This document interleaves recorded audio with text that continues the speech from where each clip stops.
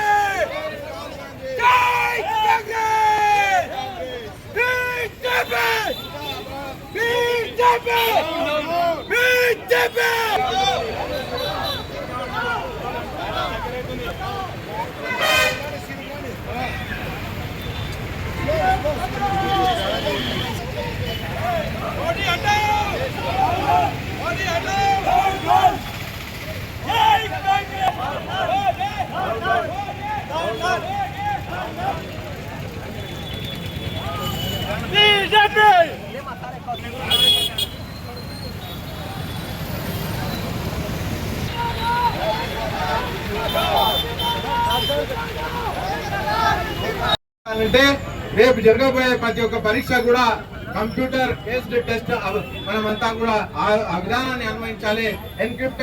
Encrypted basis లో encrypted computer basis లో పరీక్షలు నిర్వహిస్తే ఎటువంటి దేనికి కూడా మనం కాబట్టి కంప్యూటర్ బేస్డ్ టెస్ట్లు మనమంతా కూడా ప్రోత్సహించాలి. మా డిమాండ్, కాంగ్రెస్ పార్టీ డిమాండ్ అంతా కూడా కంప్యూటర్ టెస్ట్ నిర్వహించాలని చెప్పి కూడా కేంద్ర ప్రభుత్వం కోరుతున్నాము. మన అధ్యక్షులు చెప్పినట్టు, మన ఎమ్మెల్యే గారు జిఎంఆర్ గారు చెప్పినట్టుగా ఇది నిరంతర కార్యక్రమంగా కొనసాగాలి. ఈరోజు స్పష్టంగా అర్థమవుతూ ఉంది, ఒక చేతగాని ప్రభుత్వం, విదేశీ శక్తులకు దాసోహం అన్న ప్రభుత్వం, వాళ్లకు భయపడే ప్రధానమంత్రి, అలాగే దేశ ప్రజల నడ్డి విరిచే ప్రధానమంత్రి.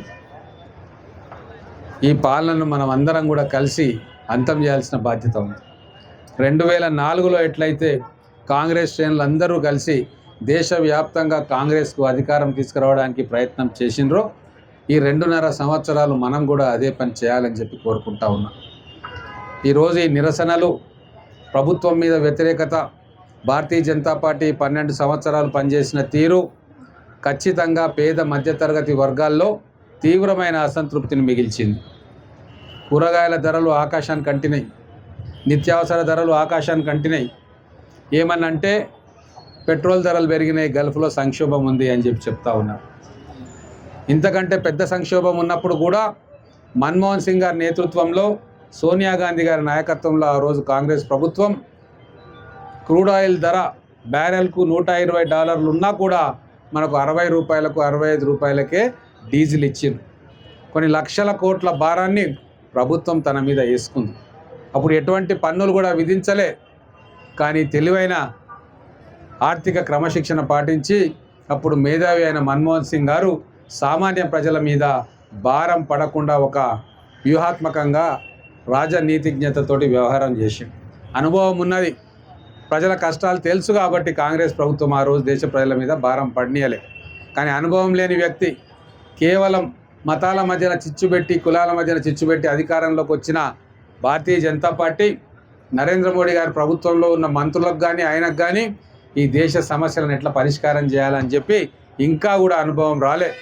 12 సంవత్సరాలు అయింది.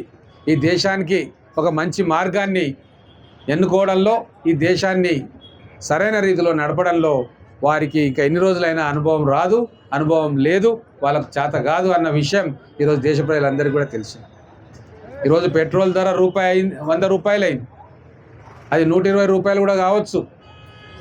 దానికి కారణం గల్ఫ్ సంక్షోభం, యుద్ధం అని చెప్తా ఉన్నాం. ప్రపంచంలో ఎప్పుడు ఏదో రకంగా ఎక్కడో చోట యుద్ధం జరుగుతూనే ఉంటుంది. ఆ కారణం చెప్పి మన దేశ ప్రజల నడ్డి విరుస్తున్న దాన్ని ఈరోజు ప్రజలందరూ కూడా అసహ్యించుకుంటూ ఉన్నారు. కేవలం పెద్ద పారిశ్రామికవేత్తల కోసం పాలసీలు చట్టసభల్లో నిర్మాణం చేసి వాళ్ళ ద్వారా లబ్ధి పొందుతూ ఆ ధనాన్ని తీసుకొచ్చి ఎలక్షన్లలో విచ్చలవిడిగా ఖర్చు పెడుతూ ప్రజాస్వామ్య స్ఫూర్తిని కాలరాస్తున్న ప్రభుత్వం భారతీయ జనతా పార్టీ ప్రభుత్వం. దీన్ని ఇక్కడితో ఆపకుంటే రాబోయే రోజుల్లో మనం నష్టపోతాం, భవిష్యత్ తరాలు కూడా నష్టపోతాయి అన్న విషయాన్ని ఈరోజు మన కార్యకర్తలు గ్రామాన తీసుకుపోవాలి. వాళ్ళందరికీ నేను ఒకటే విజ్ఞప్తి చేస్తూ ఉన్నా, దేశం మనల్ని రోడ్ల మీదకి రావాలని కోరుకుంటా ఉంది, వాళ్ళ పక్షాన నిలబడాలని కోరుకుంటా ఉంది, వాళ్ళ పక్షాన గట్టిగా ప్రశ్నించాలని చెప్పి కోరుకుంటా ఉంది. ముఖ్యంగా యువత ఈరోజు ఈ ప్రభుత్వానికి వ్యతిరేకంగా రోడ్డు మీదకి వస్తూ ఉన్నారు. వాళ్ళ పక్షాన మనం నిలబడితే ఖచ్చితంగా భారతదేశంలో అధికారం కాంగ్రెస్ పార్టీ దాని మిత్రపక్షాలకు వస్తుంది.